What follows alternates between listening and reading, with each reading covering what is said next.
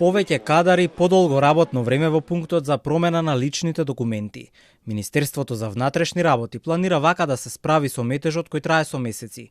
Се најавува двосменско работење во полициската станица Пролет, во привремениот пункт кој треба да го олесни и забрза процесот.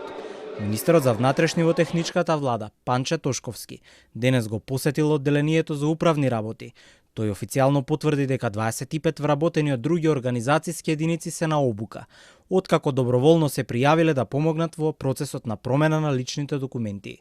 Извори на Телма покрај ова брифираат дека во план е и ревизија на термините, односно ако некој има закажано термин, а при тоа се фотографира во пунктот без закажување, тогаш резервираниот термин да биде избришан од системот.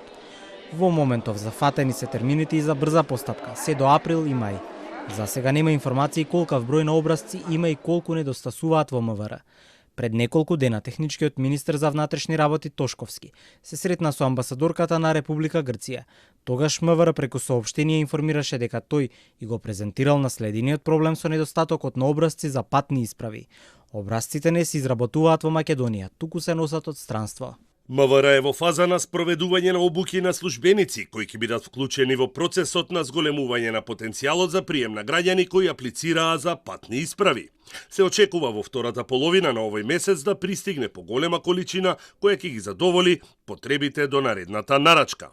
Доколку македонски државјани кои престојуваат во странска држава, по кој било основ, кои до 12 февруари немаат извадено нови патни исправи, истите можат да се вратат во државата со патен лист, издаден од најблиското дипломатско конзуларно представништво во странство. Нашите државјани имаат право да се фотографираат во најблиското дипломатско конзуларно представништво во странство, во кое имаме воспоставено базна или мобилна станица преку телефонско закажување или комуникација по имејл. Представништвата со базни станици се во Минхен, Бон, Берлин, Берн, Виена, Љубљана, Лондон, Њујорк и Чикаго. Представништва со мобилни станици има во Брисел, Стокхолм, Венеција, Торонто и Мелбурн.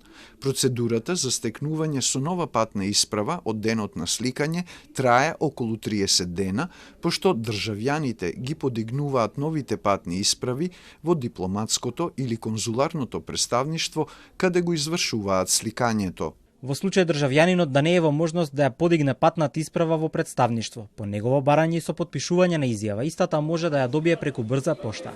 Трошоците или поштарината се на негов товар. Вадењето нови лични документи е обврска за граѓаните која произлезе од Преспанскиот договор. Согласно договорот, тие имаа на располагање 5 години за да ги променат документите. Од МНР подсетуваат и дека по истекот на рокот за важење на старите пасоши, без нови патни исправи нашите државјани немаат можност да ја напуштат државата.